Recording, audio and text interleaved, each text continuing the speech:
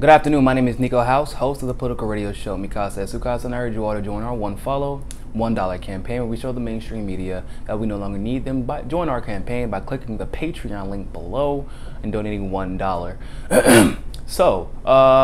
Recently Lee Camp did an amazing interview with John Perkins, writer of the New York Times best-selling book, Confessions of an Economic Hitman. In this interview, he describes in great detail how the United States uses our economy in other world organizations such as the IMF and the World Bank and the United Nations and NATO and things like that to essentially enslave other countries economically. Now, it's funny that this guy actually said this. So before I was as politically woke as I am, I did know obviously the function of these organizations. But funny enough, for those of you who don't know, I have very bad ADHD. It's very bad, and I do take Adderall. I'm legally prescribed, so don't worry. But I am legally prescribed Adderall, and the first time I took Adderall was really the first time that I actually understood what was happening in this country, because I took it while I was doing a political essay, and actually it was probably a bad idea because at that point I found myself having too much to write about.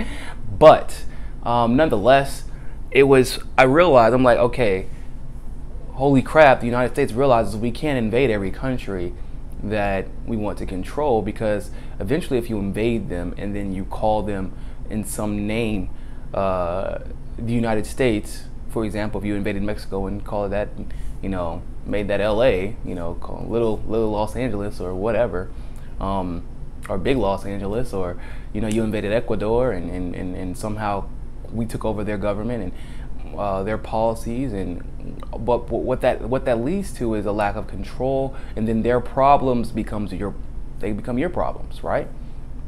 We've seen it time and time again, even with Alexander the Great. However, somebody knows their history, and they started saying, well, what we'll do is we'll force them to be a part of our country. We'll force them, we'll gain control over their resources by controlling their economy and regulating their trade and regulating their debt and things like that. So what you do is you create these free trade organizations, these regulated trade, which is ironically enough, it's anything that like NAFTA or WTO and stuff like that. That's the total opposite of free trade. It's regulation. So you create like NAFTA, you create NATO, IMF, even the United Nations to a degree, and you regulate the trade of countries and regulate the economies of countries who have the resources that you so desperately need. So we did that with Cuba for a long time. We've done that with Ecuador. We've done it and are doing that with Chile, Mexico, a lot of countries in Europe, especially Eastern Europe. That's what that entire EU accession nonsense was about. And we sought this opportunity because, well, after the end of World War II, and at the Russia and the United States definitely realized really fast, holy crap, Western Europe is obliterated, and now we both have an opportunity to become the biggest superpowers this world has ever seen. And so this guy, John Perkins, actually talks about that, and his job was to set up these meetings with these world leaders who were in debt, who needed help. They would and this wasn't, once again, this is how the United States did it, and ironically enough, this is exactly how the EU did it while they were trying to give the Eastern Europe accession into the EU. They would tell them, hey, you borrow money from the World Bank, borrow money from IMF, join these particular organizations, and we'll help you out. We'll give you some money. You owe us though. And then what would happen is, if they couldn't pay back, they were like, okay, well let's set up a military base. Let us build one of our corporations here, regulation free. Let us send troops to your area. Let us help with your leadership issues, things like that. But what if you had a leader who refused any of these things, right? What happens next? Well, here's what happens next. You get assassinated. This is what happened in Libya. This is what happened in Ecuador. Their president was assassinated.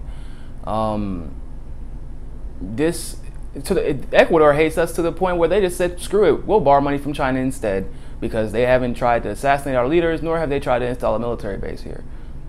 So this is the way that the United States takes over, and John Perkins actually goes out of his way to describe once again in great detail how his part in that, and how oil and resources are really the main persuading factor behind us having an IMF and a NAFTA and a NATO and a WTO, and how dangerous these organizations are to smaller countries who can't defend themselves.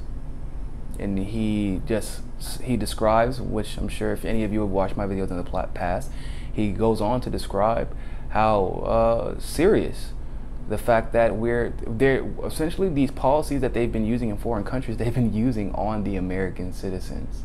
They put us in debt so much that we owe them. And the moment that we step out of line, they could jail us for it, they can make us go bankrupt, they could destroy us as individuals simply off of debt. And if they can't destroy us as individuals, some people are just so indebted, they're worried about paying off their debt, they're worried about, paying off who they owe.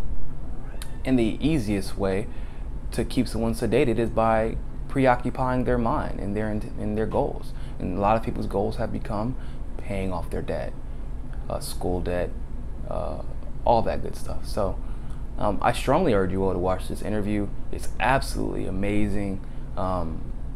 You can go to Lee Cam's YouTube, and I'll place the links to the specific video below. And I urge you all to read John Perkins' book, Confessions of an Economic Hitman. Thank you all so much for watching, and always remember, ladies and gentlemen, find your balance. Peace.